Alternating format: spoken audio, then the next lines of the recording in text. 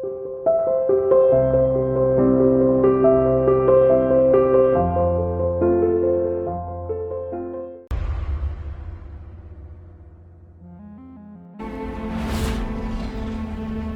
bulan kemudian di pegunungan tandus yang tampaknya tak berujung, seberkas cahaya biru dengan cepat melintas dengan kecepatan kilat. Siluet bisa terlihat sama-sama dari dalam cahaya. Dia mengenakan jubah sarjana dan memiliki penampilan biasa. Dia adalah Hanli yang kembali ke sekte awan melayang. Pada saat pertempuran perbatasan telah berakhir, informasi mengejutkan bahwa suku-suku melonjak berniat untuk mengambil keuntungan dari keadaan lemah Mulan dan Selatan Surgawi telah menyebar, memaksa mereka untuk melakukan gencatan senjata dengan enggan. Pada saat eksentrik Heaven Fang kembali ke kota Skyfast dan memastikan bahwa ada kekuatan lain yang menyerang Mulan, banyak faksi mengirim beberapa gelombang kulifator mereka sendiri untuk menyapu dataran Mulan, menemukan bahwa suku Mulan telah didorong ke perbatasan dataran. Adapun tempat tinggal asli suku Mulan sudah mulai menunjukkan jejak suku melonjak. Akibatnya, Selatan Surgawi tidak bisa lagi menunda dan mulai bernegosiasi dengan Mulan dengan intensitas tinggi. Pada awalnya, Mulan menginginkan sepertiga dari benua Selatan Surgawi, atau mereka akan mengambil resiko untuk memusnahkan Selatan Surgawi dan memulai kembali perang. Untuk sementara waktu, tidak ada pihak yang mau berdiskusi. Tapi segera setelah itu, manusia Mulan mulai berkumpul di tepi dataran, dan suku melonjak mulai secara terbuka mengejar prajurit mantra Mulan. Akibatnya, Sage Surgawi hanya bisa secara bertahap menyerah. Bagaimanapun, Mulan sekarang berada di ambang kepunahan, dan mereka dapat berdiskusi dengan para kultivator Surgawi Selatan. Tidak seperti dengan suku melonjak yang mereka saling membenci selama beberapa puluh ribu tahun. Dengan beberapa putaran diskusi, Selatan Surgawi akhirnya mencapai kesepakatan untuk memberikan dua negara kepada Mulan dan memindahkan penduduk asli dua negara itu ke negara lain. Kemudian, masing-masing dari tiga kekuatan memberikan sebagian dari wilayah mereka untuk mengkompensasi persatuan 9 bangsa, menampung klan dan sekte yang terlantar. Sebagai imbalannya, Mulan harus melawan invasi suku melonjak dengan sekuat tenaga, sesuai dengan apa yang telah direncanakan oleh kekuatan Surgawi Selatan. Tentu saja, Surgawi Selatan memberikan bantuan untuk melawan suku melonjak bersama-sama. Akibatnya, meskipun Mulan memperoleh tanah mereka sendiri untuk ditinggali, mereka memikul tanggung jawab yang sama seperti aliansi 9 bangsa dulu. Mereka diminta untuk berjaga-jaga terhadap serangan apapun oleh suku-suku melonjak, dan karena mereka hanya diberi dua negara, kekuatan Surgawi Selatan tidak perlu khawatir tentang Mulan yang berkembang dan menjadi masalah di kemudian hari. Bagaimanapun, kekuatan potensial seseorang terbatas pada jumlah sumber daya kultivasi yang dimiliki. Meskipun Mulan terbatas pada dua negara, mereka berhasil menghindari pemusnahan dan mereka tidak harus melawan suku melonjak sendirian. Mereka akan mendapat bantuan dari faksi Surgawi Selatan. Dalam keadaan saat ini, kedua belah pihak puas dengan perjanjian ini. Tapi di antara ini, ada sesuatu yang terjadi pada Hanli. Karena dia telah membunuh rekan Dao Master Sekte Pengayakan Yin, Master Sekte Pengayakan Yin tidak mau membiarkannya dan mengiriminya banyak tantangan untuk melawannya sendirian. Namun setiap kali Hanli menerima pesan-pesan ini, dia mengabaikannya tanpa ada niat untuk membalasnya. Bagaimanapun, tidak masuk akal seorang kultivator jiwa baru lahir awal bisa menang melawan kultivator jiwa baru lahir tahap akhir. Dan Hanli juga bukan tipe berdarah panas yang sembrono. Dia tidak akan melakukan sesuatu yang begitu bodoh tanpa alasan.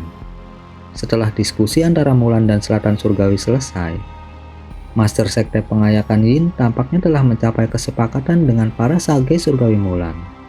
Dan dia segera pergi dengan bawahannya. Dilaporkan bahwa dia kembali ke Kaisaran Jin, sangat melegakan Hanli. Adapun lentera kuno yang dirampas Hanli itu adalah harta warisan suku Mulan, lentera asal cerah. Para Sage Surgawi Mulan semuanya menyatakan bahwa lentera asal cerah adalah sesuatu yang diturunkan ke Mulan dari generasi ke generasi. Karena itu bukan sesuatu yang bisa jatuh ke tangan orang luar, mereka segera meminta pengembaliannya. Tentu saja, Hanli tidak akan menolak mereka atau membiarkan kesempatan ini berlalu. Dia segera meminta beberapa bongkahan Auric Essence sebagai gantinya.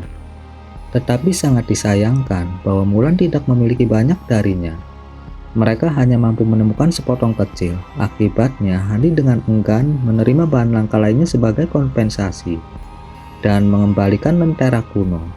Hani tidak benar-benar ingin memegang lentera, sementara kemampuan lentera benar-benar mendalam. Suatu hari itu akan menghantuinya.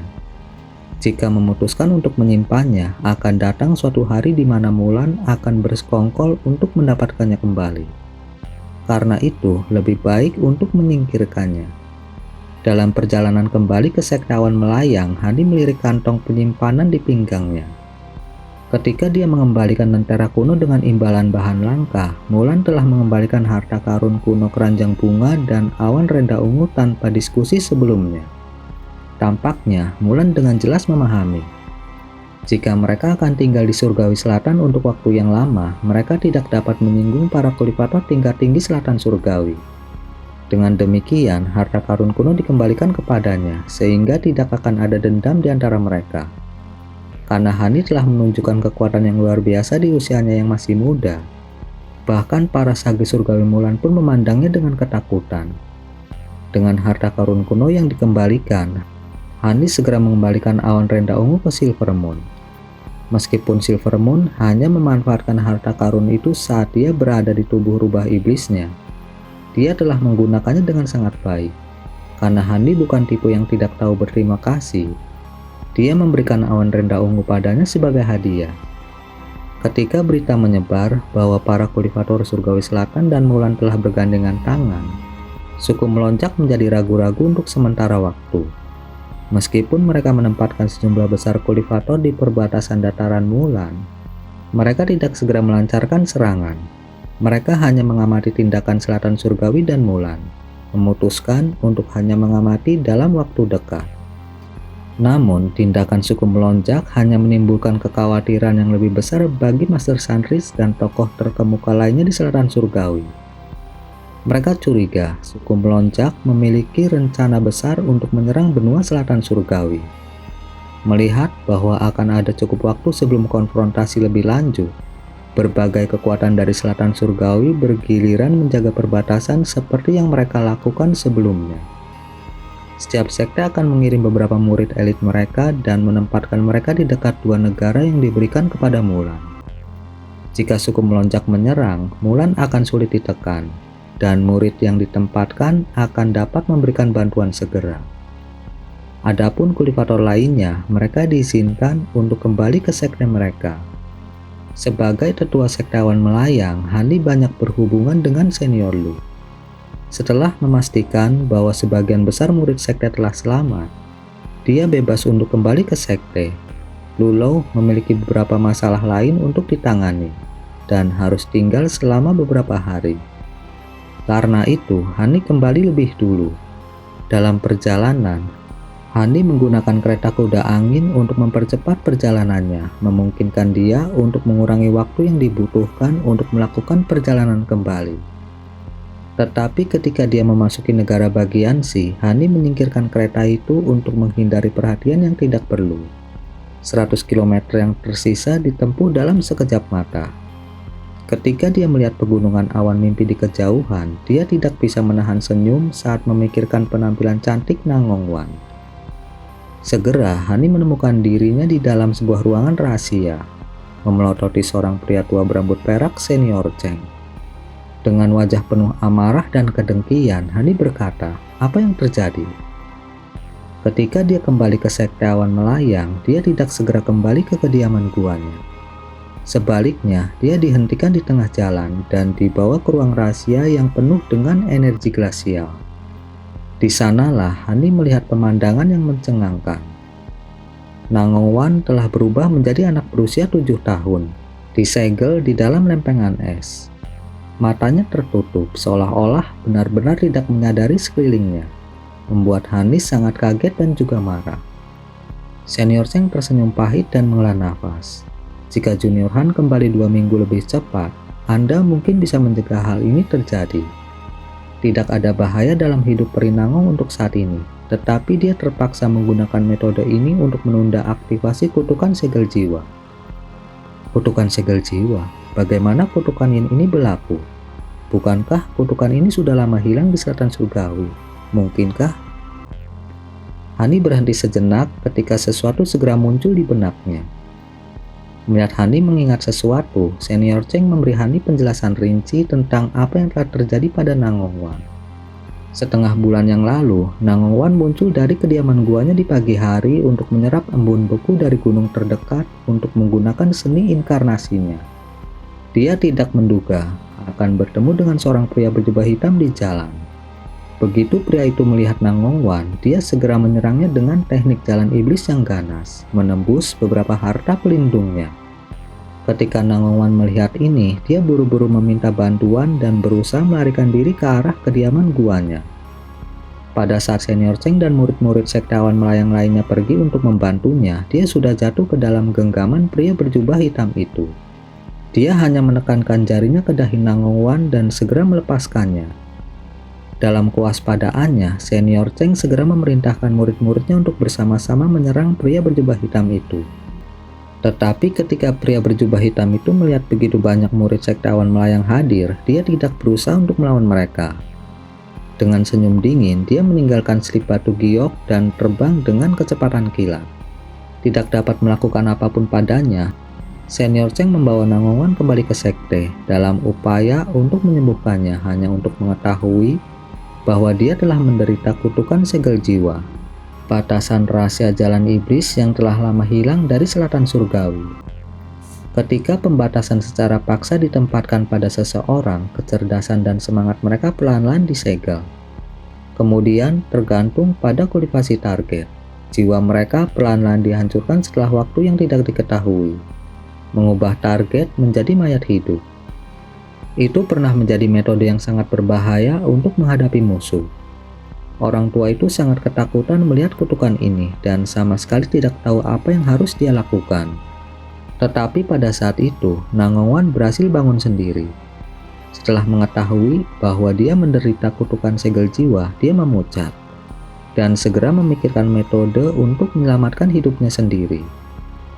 Dia memutuskan untuk menggunakan kemampuan seni inkarnasinya dan untuk sementara menyegel dirinya menggunakan ki glasial. Akibatnya, ini tidak hanya akan sepenuhnya menyegel tubuh Nangongwan, tetapi juga akan memperlambat efek kutukan ke tingkat yang luas. Hasilnya adalah bagaimana Anda melihatnya saat ini. Setelah itu dikatakan, Senior Cheng menyerahkan selip biru dan batu giok merah ke Hanli. Senior Cheng menghela nafas dan berkata, salah satu selip batu giok ditinggalkan untuk Junior Han oleh pria berjubah hitam. Adapun lainnya, itu adalah sesuatu yang khusus ditinggalkan Junior Nangong untuk Junior Han. Silahkan lihat mereka. Hanli dengan cemberut menerima dua selip batu giok dan memeriksanya sebelum memutuskan untuk terlebih dahulu membaca selip batu giok yang ditinggalkan Nangongwan untuknya. Setelah membenamkan indera spiritualnya ke dalam selip batu giok, dia memasang ekspresi aneh. Meskipun dia tampak agak khawatir, dia tampak bersyukur juga. Ini telah mengejutkan Senior Cheng. Slip giok ditinggalkan oleh Nangongwan untuk Hanli. Orang tua itu belum membaca slip batu giok ini karena ada trik kecil yang ditempatkan di atasnya, memungkinkan orang lain untuk mengetahui apakah orang lain telah membacanya terlebih dahulu. Karena mudah terlihat, lelaki tua itu tidak akan gegabah membuat kesalahan seperti itu. Karena kenaikan reputasi dan tampilan kekuatan Hanli baru-baru ini, dia tidak bisa memperlakukannya dengan enteng. Setelah Hani selesai membaca slip batu giok biru, dia menghela nafas dan pindah ke slip batu giok merah. Begitu dia membacanya, ekspresi Hani tenggelam dan dia memutar tangannya dengan marah, membakar batu giok dalam api ungu. Orang tua itu tercengang melihat pemandangan itu. Meskipun slip batu giok ini tidak disempurnakan dengan cermat, agak sulit untuk membakarnya tanpa meninggalkan abu. Karena Hanli mampu melakukan itu tanpa banyak usaha, itu telah memvalidasi banyak rumor tentang Hanli yang mengatakan bahwa kekuatannya lebih besar daripada seorang kultivator jiwa baru lahir pertengahan. Sepertinya dia telah menemukan karakter yang cukup tangguh atas nama sektawan melayang. Saat pikiran lelaki tua itu muncul di kepalanya, Hanli bergumam pada dirinya sendiri dan bertanya, Senior Cheng, apakah Anda melihat wajah orang yang menyergap Nangong Wan? Apakah dia tinggi? Dan apa kultivasinya? Mungkin dia adalah seseorang yang saya kenal.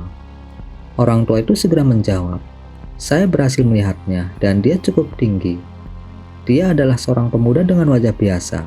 Dia sepertinya menggunakan semacam teknik penyembunyian untuk bersembunyi. Kemampuan saya terlalu buruk untuk melihat melalui penyembunyiannya. Namun dia pasti setidaknya berada di tahap jiwa baru lahir pertengahan. Karena dia dapat dengan mudah mengalahkan rekan Daus Nangong.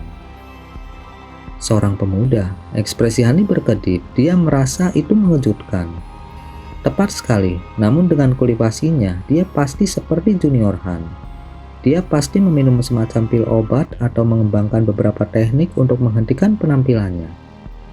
Namun, usianya juga pasti lebih tua dari Anda. Hanya ada sedikit kultivator di dunia ini yang mampu memadatkan jiwa baru lahir pada usia Anda. Tapi Junior, dari apa yang saya lihat dari slip giok yang ditinggalkan pria berjubah hitam itu, dia berharap Junior membawa harta sihir Anda yang disempurnakan dari bambu petir emas ke pegunungan surga yang mendalam. Mungkinkah ini benar-benar seorang kultivator jalan iblis dari Kekaisaran Jin? Apakah Anda benar-benar memiliki harta berharga yang disempurnakan dari bambu petir emas? Orang tua itu tidak bisa menahan pertanyaannya. Aku tidak bisa memastikan apakah orang itu adalah dia, tapi bagaimanapun juga dia memiliki hubungan denganku. Dia pasti kultivator iblis dari sekte pengayakan Yin Kekaisaran Jin. Saya awalnya percaya bahwa mereka ingin membalas dendam pada saya karena saya telah membunuh salah satu anggota sekte mereka. Tetapi saya tidak menduga mereka menginginkan harta bambu petir emas saya. Sepertinya mereka akan tetap mengunjungiku bahkan jika aku tidak membunuh anggota sekte mereka. Akibatnya One Earth terlibat. Memang benar, aku memiliki harta yang dimurnikan dari bambu petir emas. Setelah itu dikatakan, kemarahan dari wajah Hani menghilang hanya untuk digantikan dengan rasa dingin yang keras. Ini tidak mengejutkan. Bambu petir emas legendaris karena kemampuannya menahan seni iblis. Dan karena mereka berasal dari Kekaisaran Jin, mereka tidak takut berurusan dengan para kultivator dari selatan surgawi. Bagaimana dengan ini? Saya akan mengundang beberapa teman dekat saya untuk bergabung bersama dan menemukan pria itu. Hani menggelengkan kepalanya dan pelan berkata, tidak perlu. Jika saya menebak dengan benar, kultivasinya akan mendalam. Dan dia akan menjadi karakter yang setara dengan Sage Surgawi Mulan. Jika kultivator biasa bertemu dengannya, mereka tidak akan bisa menghadapinya, dan mereka hanya akan membawa kematian mereka sendiri. Selain itu, dia memiliki metode penghapusan kutukan segel jiwa. Aku tidak ingin membuatnya takut. Senior Cheng berteriak ketakutan, setara dengan Sage Surgawi. Mungkinkah dia seorang kultivator jiwa baru lahir tahap akhir? Jika itu masalahnya, Junior pasti tidak bisa menghadapinya sendirian. Ini akan terlalu berbahaya, jadi mari kita meminta bantuan dari Long Han dan Feng Ping. Sambil menghela nafas panjang, Hani dengan tenang berkata, meskipun mereka akan mampu menangani orang ini, mereka akan membutuhkan setidaknya 4 bulan untuk tiba. Itu akan terlambat. Pria berjubah hitam itu hanya memberi waktu 2 bulan. Sepertinya dia sudah memperhitungkan kapan aku akan kembali, tapi dia tidak menyangka aku bisa melakukan perjalanan secepat ini. Ini akan memberi saya waktu untuk memikirkan bagaimana menanganinya dengan benar. Yang terpenting, saya perlu mencari tahu cara mendapatkan metode untuk membubarkan kutukan segel jiwa. Senior Cheng hanya bisa mengangguk setuju. Baiklah, jika Junior membutuhkan bantuan, jangan ragu untuk bertanya. Murid sekte siap membantu Anda. Terima kasih banyak Senior. Menurut slip batu giok yang ditinggalkan One Earth, dia mampu menunda aktivasi kutukan segel jiwa selama hampir 100 tahun. Tetapi sebenarnya ini belum pernah diuji sebelumnya. Jadi saya tidak bisa tidak khawatir. Hani melirik gadis di dinding es dengan khawatir. Setelah berpikir sejenak, lelaki tua itu menghibur. Tidak perlu bagi Junior untuk begitu cemas. Dari apa yang saya lihat, Peri Nangong pasti bisa bertahan dan melewati cobaan ini. Bagaimana dengan ini? Dalam beberapa hari ke depan, saya akan pergi dan melihat melalui beberapa catatan kuno. Mungkin ada metode untuk menghilangkan kutukan, jadi Anda tidak perlu pergi mencari pria berjubah hitam. Hani memaksakan senyum dan berkata, "Terima kasih senior. Jika Anda tidak keberatan, saya ingin sendirian di sini untuk sementara waktu. Saya harap Anda tidak tersinggung." "Tentu saja, aku akan menunggu di perpustakaan sekarang. Tolong temani istrimu." Senior Cheng menanggapi dengan nada empati dan dia segera pergi meninggalkan Hani sendirian di kamar. Hani kemudian mengalihkan perhatiannya ke dinding es. Wajahnya memasang ekspresi kesepian saat dia menghela nafas panjang. Setelah seharian penuh, Hani belum meninggalkan ruangan. Ketika senior Cheng kembali dari perpustakaan dan melihat bahwa Hani masih berada di dalam, dia tidak bisa tidak khawatir. Setelah setengah hari lebih, dia merasa perlu untuk memeriksanya. Tapi saat dia berpikir untuk masuk, Hani tiba-tiba muncul dari ruangan. "Junior Han, apakah ada yang terjadi?" Orang tua itu bertanya dengan bingung. Hati Hani menghangat melihat lelaki tua itu menunggunya di luar pintu. Dia meminta maaf berkata, "Tidak apa-apa, saya hanya memikirkan rencana saya tentang bagaimana saya harus menghadapi musuh. Maaf membuatmu khawatir. Masih ada waktu sebulan lagi sebelum deadline. Saya harus bersiap untuk memasuki pengasingan. Anda tidak perlu mengganggu saya jika tidak ada sesuatu yang penting. Kamu akan memasuki pengasingan. Apa yang bisa kamu lakukan dalam waktu sesingkat ini?" Senior Cheng tampak bingung. Hani samar-samar menjawab, "Saya telah memperoleh sedikit auric essence sejak saya pergi. Saya siap untuk lebih melunakkan harta sihir saya. Tetapi dalam waktu sesingkat ini, saya hanya akan bisa memperkuatnya sedikit." Orang tua itu tiba-tiba mengerti dan berkata, "Jadi seperti itu, silakan pergi junior. Aku akan memastikan tidak ada murid sekte yang mengganggumu." Hani dengan sungguh-sungguh menambahkan, "Masih ada yang lain. Karena dinding es terbentuk di sini, saya tidak bisa menyimpang terlalu jauh. Kalau tidak, sesuatu bisa terjadi padanya. Namun, saya dapat menempatkan beberapa formasi mantra lagi untuk mengelilinginya dan melindungi One Earth dengan lebih baik. Saya harus menyusahkan senior untuk mengurusnya. Tolong jangan khawatir junior. Rekan Dawis Nangung diserang saat berada dalam wilayah sekte Awan Melayang. Karena itu, saya bertanggung jawab. Saya sudah membuat tempat ini diklasifikasikan sebagai area terlarang. Tidak akan ada murid yang berkeliaran di sini. Tidak akan ada masalah dengan keselamatan istrimu." Pria tua berambut perak itu langsung menjawab seolah-olah sudah mempertimbangkan masalahnya. Kilatan terang melintas di mata Hanli. "Karena itu masalahnya, aku lega." Tanpa membuang waktu, pertama-tama saya akan menurunkan formasi mantra sebelum memasuki pengasingan. Meninggalkan lelaki tua itu, Hani kembali ke kediaman guanya, terkejut melihat Mupeling menunggunya di sana. Jejak keheranan berkedip dari mata Hanli, tetapi dia masih menyambutnya di dalam. Begitu Mupeling memasuki aula, dia dengan cemas bertanya, "Apakah kakak Nangung baik-baik saja? Saya mendengar dia terluka, tetapi saya tidak menerima informasi yang tepat. Aku sangat khawatir." Hani duduk dan dengan tenang bertanya, "Hah? Anda memiliki hubungan yang baik dengan One Earth?" Mupeling segera menjawab, "Kami rukun. Temperamen kakak Nangung cukup baik. Ketika Tuan pergi, dia memberi saya banyak bimbingan dengan kultivasi saya. Aku berutang budi padanya." Setelah hening sejenak, Hani tersenyum pahit. "Aku seharusnya senang dengan apa yang kamu katakan. Namun, One Earth telah menderita karena kutukan segel jiwa dan telah menyegel dirinya sendiri. Jadi, aku tidak bisa bergembira dengan apa yang kamu katakan. Tetapi dalam beberapa bulan saya belum melihat Anda, kultivasi Anda jelas meningkat. Saya senang Anda tidak mengendur dalam kultivasi Anda. Adapun saya harus memasuki pengasingan sampai bulan depan, membuat persiapan untuk membubarkan kutukan One Earth." Mupeling tidak bisa tidak bertanya, "Kutukan segel jiwa, kutukan jalan iblis itu akan merepotkan. Tuanku, apakah Anda punya cara untuk menyelesaikannya?"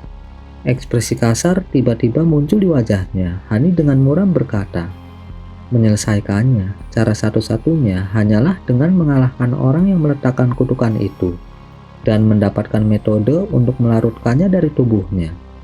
Ketika Mupeling mendengar ini, dia hanya bisa mengerutkan kening.